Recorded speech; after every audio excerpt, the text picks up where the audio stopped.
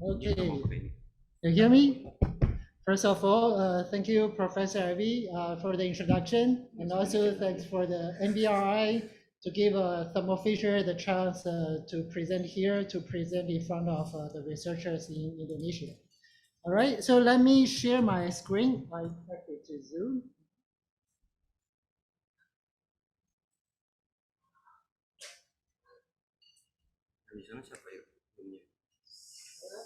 All right, good.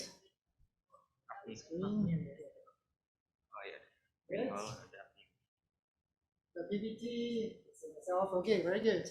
So very good afternoon, ladies and gentlemen. I hope you enjoyed your lunch. Now we start this afternoon session. You know, the afternoon usually a little bit sleepy. I hope my presentation can cheer you up a little bit. So we are from Thermo Fisher. We have a lot of wonderful technologies, especially for the battery research. So before I go into the technical topic, let's take a look at Thermo Fisher as a company. So we are a very large organization. We have more than 100,000 employees globally. And also we invest a lot of money in the R&D. We have 5,700 employees working in the R&D departments, and we invest $1.4 billion every year to bring you the cutting-edge technologies. So this is my organization. So we are the leaders in serving science because it's our mission. We provide almost everything you need in the research lab, from the chemicals, consumables, and also including a lot of very expensive high-end research tools, analysis tools. So we almost provide everything you need in your research lab. Okay, so you can see we have so many R&D people and invest so much money. So that's because we always want to bring you the cutting-edge technologies. And also we always want to address the customer needs. And nowadays, the clean energy and lithium battery research is what the society needs. It's very hot. So that's why we bring out a lot of new solutions to the market, to both the researchers in the university and also to the QA/QC labs in the industry. So let's take a look at all the solutions we have for the battery market. Okay, so this is the value chain for the lithium battery market. Okay, we have the research area. Sorry, it's not showing the pointer. Okay, so for the research area, mostly is happening in the university and institutes. In this area, people look at the material structures and develop new materials, new design of the battery cells. And they also need a lot of instruments to characterize the structures, the chemistries, the elements for everything. So we have the solutions for this part. Now the following steps is more like the industry. The industry starts from the mining. For example, in Indonesia, we have a lot of nickel resources here. The mining is very important. So the battery manufacturers start with the mining to get all the metals and the natural resources. And then we go into the factory. The factory makes the raw materials together, make the electrodes, make different materials, and make battery cells. So along the manufacturing process, each step we need inspection tools, that is for QA/QC, and also they want to do failure analysis. They want to understand what's happening to the battery cell. And also finally, the recycling is very important because there's a lot of expensive elements used in the lithium battery, and these resources are very limited. We want to reuse these resources. So also in the recycling step, we need an instrument, a scientific instrument to help us to understand the process and control the manufacturing process. So in the whole battery research value chain, Thermo Fisher has solutions and contributions to make the workflow better and to help the researchers understand the science, understand the materials better. So let's look at some of the solutions we have. We start with something very basic. We have all the basic chemicals to make the batteries. For example, to make the cathode materials, NCM cathode materials, so you need the metal oxide particles. NCM stands for nickel, cobalt, magnets. You need all these metal oxide as raw materials. And then also you need the binders. You need to mix everything together, and then as a coating on the metal foil to make the electrodes. So we have the chemicals for the, sorry. So there's a little bit delayed, sorry. So we have all the chemicals to make the batteries. And also we have other chemicals for the battery, like we have the solvents for the chromatography analysis and the trace elemental analysis. We have more than 80,000 different kind of chemicals for the battery manufacturing and also for the analysis. So that's the fundamentals of the research lab. You need the chemicals. And for more information, you can refer to this page. You can scan the QR code here to understand more. And also we have a booth outside during the break. You can check more information from us. So once you have all the basic chemicals, you need to do analysis. We have a very large portfolio of analysis machines. These machines do different jobs. For example, with the Raman FTIR, they can help you to determine the chemical components. And also we have the XRD to help you understand the material structures. We have the elemental analysis machines, XRF, OES, and also we have some manufacturing machines. To make the electron materials, you need to mix different raw materials together and to apply the materials on the metal foil. So we have the compounder and extruder for this type of jobs. All right, some other analysis machines, these are the higher end machines, and these are the machines called the electron microscopes. This kind of machines, you can look at the microstructures at the nanoscales, atomic level resolutions. You can do chemical analysis, you can do material structure analysis. So these are the advanced machines. So for today, the technical presentation, I will be focusing on the solutions we have in the electron microscope portfolio. So for the electron microscope portfolio, we briefly show the product family we have. Actually, it's a quite large of family with SEM, Durian, TEM, XPS, these machines. And we have some application examples at a different image scale and a different analysis model. We can provide you the information you need to understand the battery. Okay, so this is the content for my presentation. So let's look at the challenges of the battery research. Why is it so difficult and so important? For example, for the EV, this is a very hard area, and also for your mobile phone. These devices use the lithium battery. People always want to have the battery with a larger capacity, longer lifetime, faster charging speeds, higher power, all those things. So how to make it happen, how to improve your battery? You need a basic understanding of the structures, the chemistries, and also you need to understand what's happening during the aging process.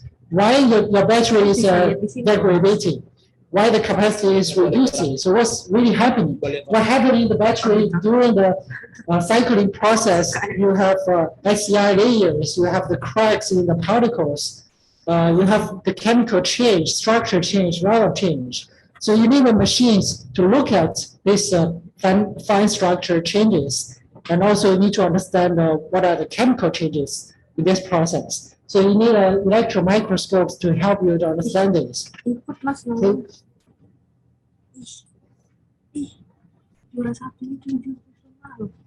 Okay, there's a big delay. Okay, so this is the electron microscope portfolio we have. The basic one, simple one is called a SEM, scanning electron microscope. In this machine, you have a focused electron beam scanning of the sample. You can form an image, and also you can get an EDS signal to study the elements.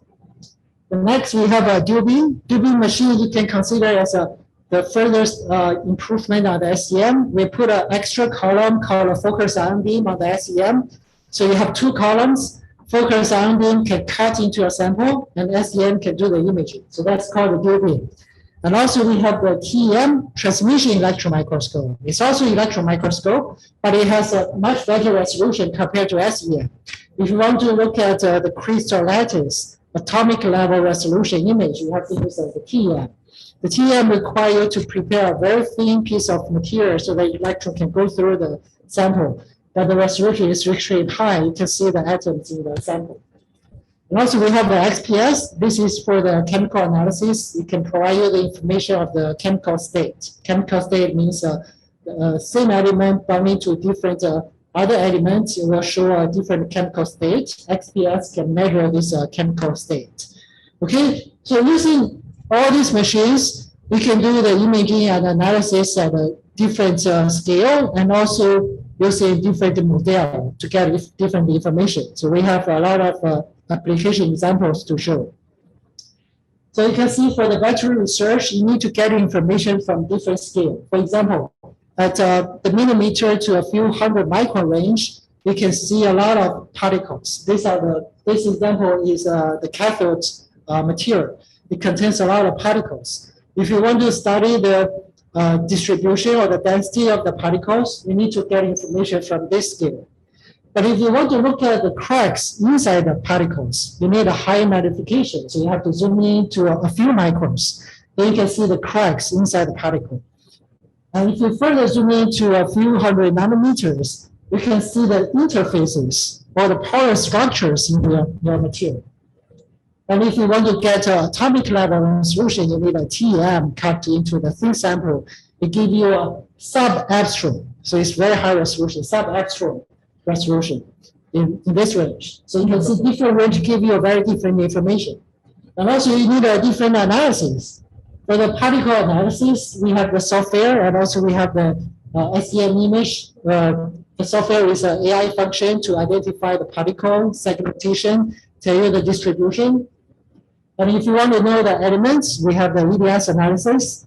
The EDS has some limitation with lithium detection. The lithium is very important in the lithium battery. We have a different technology called SIMS. SIMS can be installed on the Durian system. We can get lithium information, use a different analysis method. And also, if you want to get grain information, you can use EBSD. So there are different analysis methods give you very different information. So let's see some of the examples from different machines. So let's start with the simple one, the SEM. Use a scanning electron beam. You can get a nanometer resolution images of the battery materials. In the battery, you have cathodes, anodes, and a separator. Separator is very difficult to image because it's a polymer, very soft, very easy to deform. So it requires a special capability of the SEM to use ultra-low KV and the ultra-low currents. So with this kind of image, we don't change any structure, we don't make any damages to the material. You can see the original form of the separator. It's a porous polymer material. Okay, so this is the SEM. Another important function in the SEM is to do the EDS analysis. You can get elemental information. So in our system, this function is very easy to use because for Thermo Fisher, we make everything, including the EDS detector and the SEM. So we integrate everything in one software. And so in the SEM software, we have a button, a colorful button. You can turn the SEM image to a colorful image. This colorful image is elemental mapping using the EDS method. Can immediately tell you the elemental distribution. So the elemental distribution is very useful for the battery industry. This example is for the factories, QA/QC departments. They want to check the impurities in the raw materials. So you can use the EDS mapping method. So when you have software to do the station, you can get a very large area EDS mapping.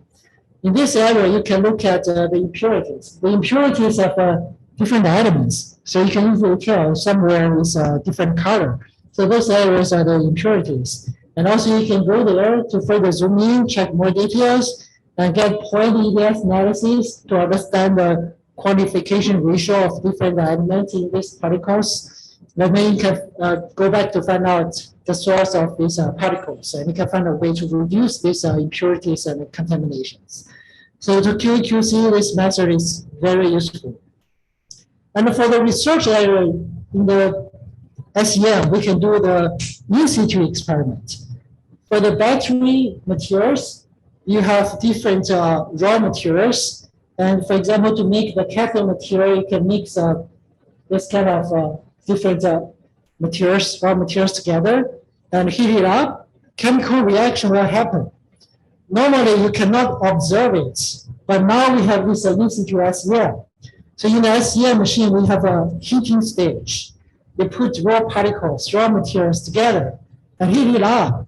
Under the high resolution scope, you can see the whole reaction process. Then you can understand the reaction mechanism much better. And also, it's not only a SEM image. You can do the EDS analysis to understand the chemical change. And also, you can do the EDSD to see the grain structure change. So it's very powerful to understand the basic mechanisms of the reaction. All right. So for the SEM, it's very powerful enough, but there's a limitation of SEM. You only see the sample surface. What about the structures is below the surface? How to cut the sample? So we have another technology, it's called a Durian system. So in the Durian system, the SEM column is the same, but it has an extra column. It's called a FIG, focused ion beam. It has different ion species. We offer different ion species for you to cut the sample. But basically, the ions are much heavier than the electrons. So if you use the ions to scale the sample, you will remove the materials. So this is the way to cut into the sample. Okay, so this is a very basic illustration with a SAM, FIG, 2 columns. We call it machine Durian. And this is the most simple application. FIG cuts a cross-section. The SEM can see the structures below the surface. And another important application is 3D analysis. If you're repeating this cross-section cutting and imaging, cut further and imaging, repeating this process, you will get a stack of cross-section images. And using a software, you can calculate a 3D structure. So using the Durian, you can get a 3D structure. SEM, one image is only 2D. But now we can get a 3D information. I have some example to show the 3D analysis is very, very powerful for the lithium battery research. So for the Durian family, we have many models for you. We have different ion species. Basically, for the gallium, you can cut a finer or smaller structures. Usually, it's below 100 micron. And for the plasma FIG, we have different ion species and also higher currents. You can cut a few hundred micron structures. And also, we have a laser option. So on the machine, we can integrate with the femtosecond laser. The laser can cut in the millimeter range cross sections. Okay, so with a different Durian model, you can study the 3D structure at the different scales. For the gallium FIG, you can study usually is 20, 50 micron, one dimension of the cubic. And for the PFIG, we can go easily up to 200, 300 one dimension cubic. And for the laser, you can go up to the millimeter range. So our solutions give you the choice to study different scale of your sample. Okay, so for the battery research, you need the cross-section at the different scales. So you can use the right machine for the study. In this example, we want to cut the whole battery pouch. So the pouch is quite big and the defect is quite big. For this kind of cross-section, we cut in the millimeter range. The defect is at the bottom. It's right here. You can already see here. This looks different. The upper level, the layers are very clear and very organized. At the bottom, the layer has some problem. So we want to study this kind of structure. If you don't have a machine to cut such a big structure, you cannot reach this area. You cannot do the study. But we have the laser option, so we can easily cut a structure cross-section in the millimeter range. Then we can go in there, use the SEM to zoom in. We can do the EDS analysis. You can see what's going on.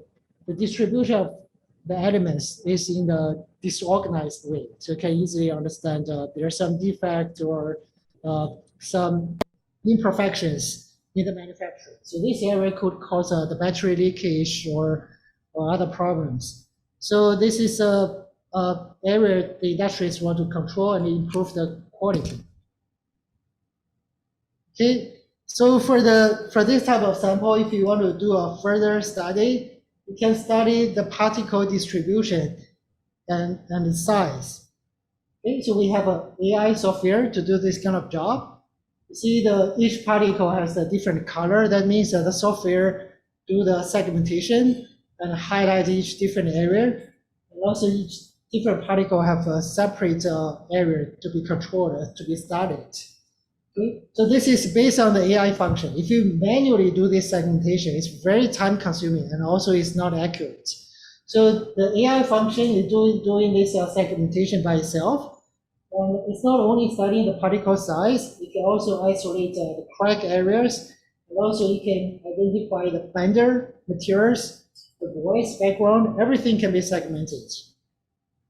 So with this segmentation, you can do quantification studies. You can do statistics.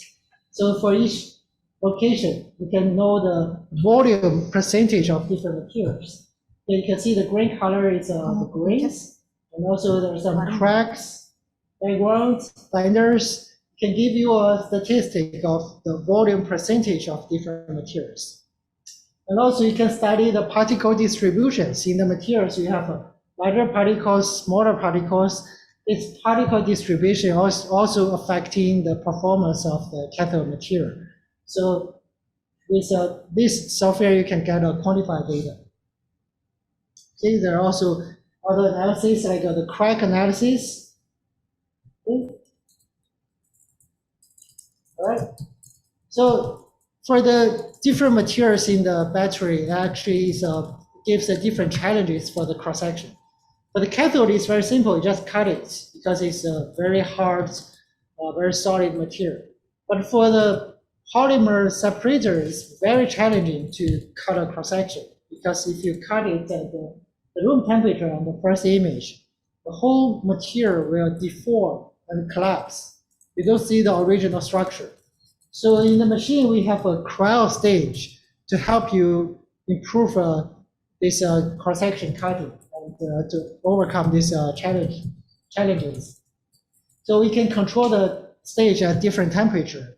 Okay, so if you cool down the material and when you cut it by feed, you can keep the original form of the structure. And you can even study the porous structures, get 3D models for this kind of porous materials. It's very important because the separator, the porosity and the pores need to connect to each other. If you build a 3D model, you can check the connection channels.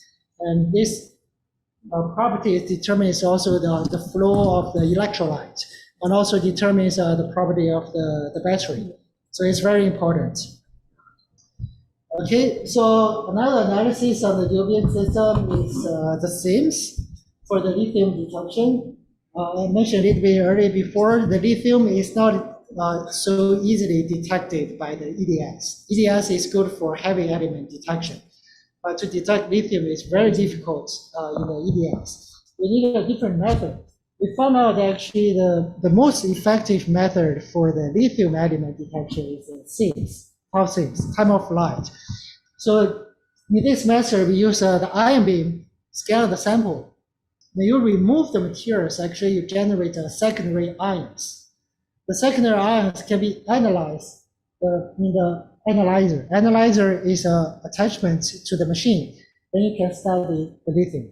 Okay, so you see the cathode particle, we can see the lithium distribution in this material. So the previous examples of the cross-section we show is only one cross-section, it's only 2D, but what about 3D? So if we can get a 3D model,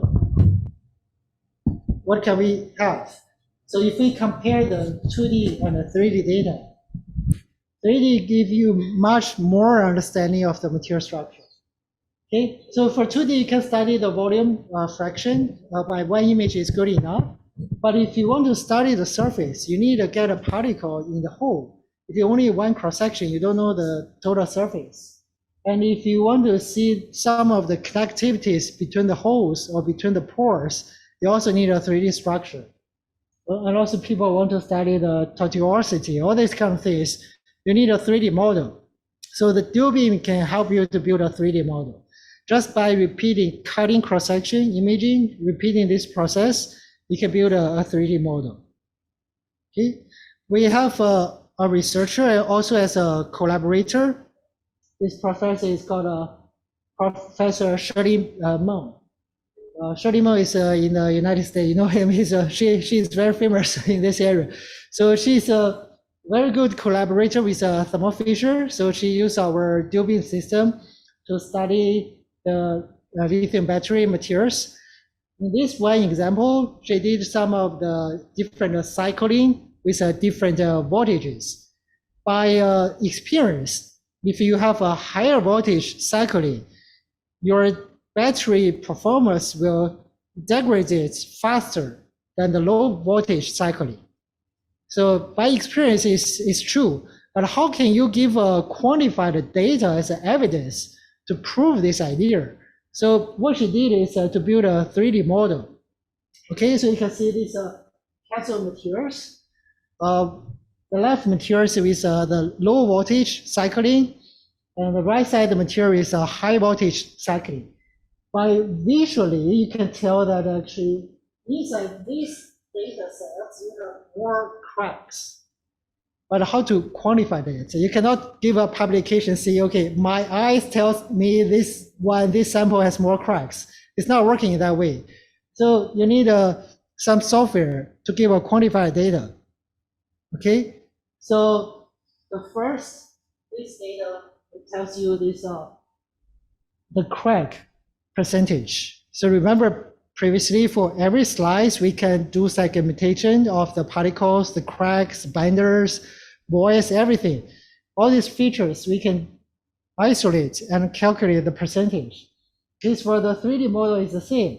So we can tell you this, the right side the sample has higher percentage of the cracks.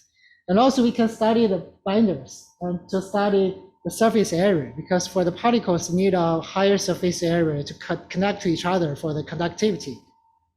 And for the high voltage cycling, the surface area is the lowest, it's reduced.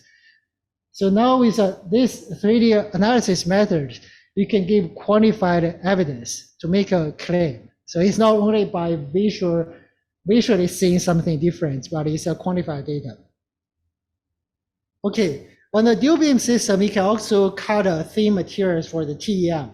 TEM is the transmission electron microscope, which is the highest resolution electron microscope.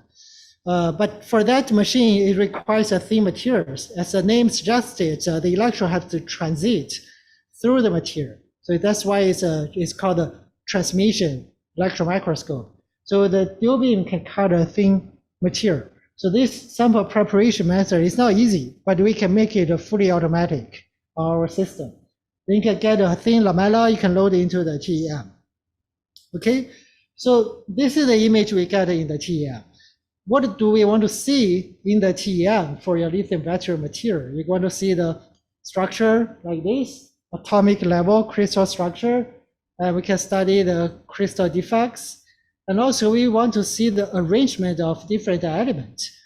But inside the lithium battery material, you have light elements like the lithium and oxygen. You also have the heavy elements like cobalt, nickel, this kind of things. In one image, this light and heavy elements have a very big difference in the contrast.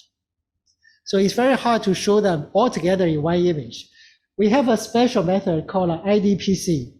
Okay, with this method, both the light elements and the heavy elements can be visualized in one image. So you can study the atom arrangement, crystal structure in one image. So it's a very powerful way to study the crystal structure. And in the TEM, we can also do the 3D. So in TEM, the 3D is different from the dual beam 3D. Dual beam is, we call it a block series, cross-section series. But in the TEM is a projection series. We have the sample rotated to different angle inside the machine, and for each angle you do a projection. You get a projection series. You can also calculate a 3D.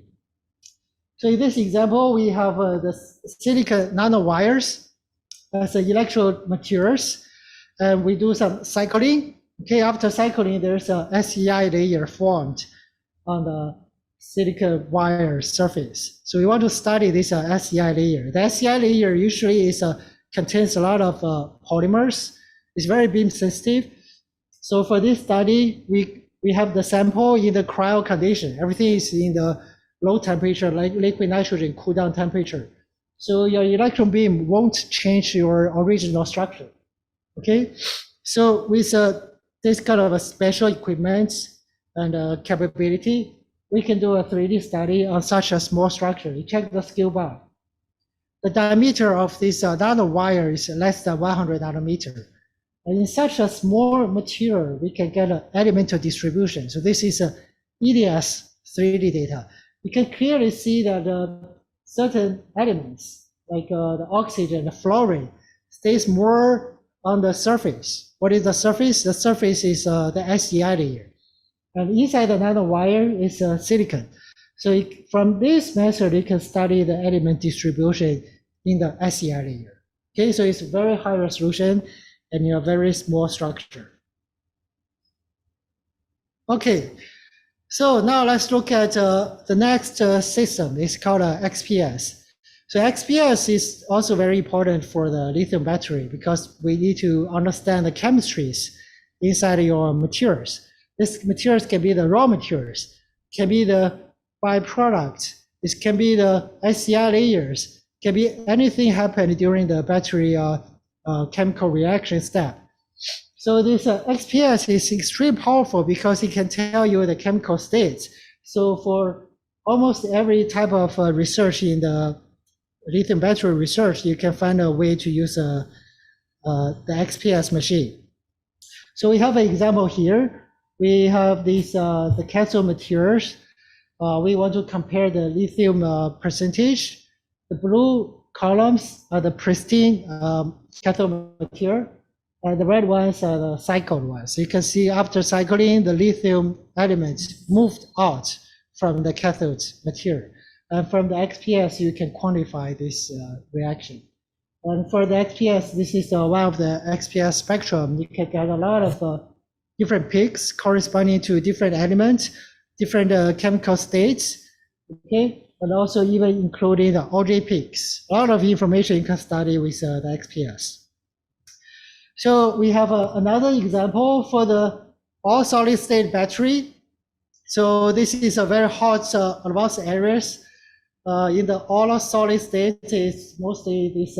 Most importantly, it's an electrolyte has to be solid material. Combined together with the electrolytes, there's no liquids; it's all solid. So people want to study the materials composition and also want to study what's happening at the interface. So interface is very important. So for the XPS, normally you only get information from the surface. But if you use an ion gun to remove the materials, you can do the depth profiling.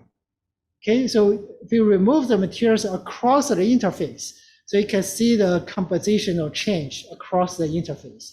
So this is what we are going to do for the all solid state battery. So the left side is the electrolytes, solid electrolytes, and the right side is the electrodes. But there's a very interesting peak here, for lithium. For the first study, people find out there's a lithium concentration near the interface. But people have a question, is it real or is it an artifact from your analysis method? We actually found out it's an artifact. How to prove it? So for the first experiment, the ion gun used was the monoatomic argon. It's a single atomic ions to remove the materials. The single atomic ion is very small. It will penetrate very deep into your materials. It can knock the lithium further down, and they will concentrate at the interface. So that's why these monoatomic ions can create an artifact at the interface. So our solution, our XPS machine, is that we have a different ion gun that can give you a larger cluster ions. So with a cluster ions, you only remove the top surface material, and there's no penetration further down into the material. So using the cluster mode, you can see we do the depth profiling again, the lithium looks normal. So there's no lithium concentration at the interface. So on the right side, we confirmed, okay, there's no concentration. So left side is an artifact. Okay, so we have all the experience to help you get the right data. If you do a publication, we can claim on that. So it's a very big mistake. So you need a supplier with knowledge to help you to get the right data for your research. And for the lithium battery materials, they are usually very air sensitive. So we have so many different equipments. You have to move the sample from one machine to another machine. And during this sample transfer process, you don't want the sample to be oxidized or contaminated. So you need a special device to transfer the sample. We call it an inner gas sample transfer. For each different machine, we have a different special design holder. So let's look at some examples. So this is a pure lithium metal. It's very active, very reactive metal. So the left side is the lithium metal inside the glass box. It's a silver color, shiny, very nice metal. But if you expose this metal, this is 30 minutes, actually it's very long. Even a few seconds exposed to the air, the oxidation layer will be formed on top of the lithium. And the lithium will turn black if it's oxidized. How to prevent this from happening when you transfer the sample? So we have inner gas transfer solutions. This device is called Clean Connect. It's for the SEM and UV machine. Transfer between the machine to the glass box. Okay, so this Clean Connect device is a capsule. Sample sealed inside. Transfer between the SEM. Oops, rushing everything. Oops, it's a touch screen. You can make it smooth. Okay, okay, back. I don't know, it's a touch screen. Okay. So the Clean Connect transfer between the glass box and your SEM or the DOB machine. And for the XPS machine, we have a different holder. Okay, let's go back to the previous page. Okay, so this device is for the XPS. It's also transferring between the machine and the glass box. Actually, we only need a device to go to the glass box. Inside glass box, you can change the sample holder, change to a different capsule materials. Okay, so the center is always the glass box, and then every machine have to find a way to transfer the sample to the glass box. Okay, so that's our design of the workflow. The center is always the glass box, and you can see between the TM we have a different holder, TM holder to transfer. For the UV, we can prepare a TM lamella, transfer the glass box, load into the TM holder, and transfer into TM. This is a pure lithium metal. We can get an atomic resolution image. If this lamella touch the air even a few seconds, everything will be damaged. All right, so here comes to the final page, the summary. Okay, the time is up. So we have a large portfolio for the battery research. SDM is for the surface image, DOBM is for cross-section and also 3D model. TEM is for the atomic level resolution study. And also we have the XPS for the chemical state study. And we have a workflow to connect everything together in a gas sample transfer so that you can use the full portfolio to study all different information from the lithium battery. All right, that's all. Thank you so much. And here's my contact information. We have a booth outside. You can always talk to us later. Thank you so much, Dr. Zhou, for really not only interesting, but a lot of insight into deep insight into the material. Yes, using the instrument. Yes, it varies from one scale to the other, depending on what we want to observe. So maybe only one question. Any question from the audience, please? Any question? So maybe just brief question. As a beginner, yes, in the battery. So what kind of instrument we should have? That's okay. As a beginner, we first build up a lab, right? So usually people want to start with the cheaper equipments, like for example, a glass box is something you must have. And then you need some imaging machines like SEM, EDS, elemental analysis, XPS also very useful. And then when you have these basic functions, you can thinking about the next step to go for Adobe ETEM, more and more things. Good lab first. Okay. Good lab and then facilitate with a good instrument. Thank you.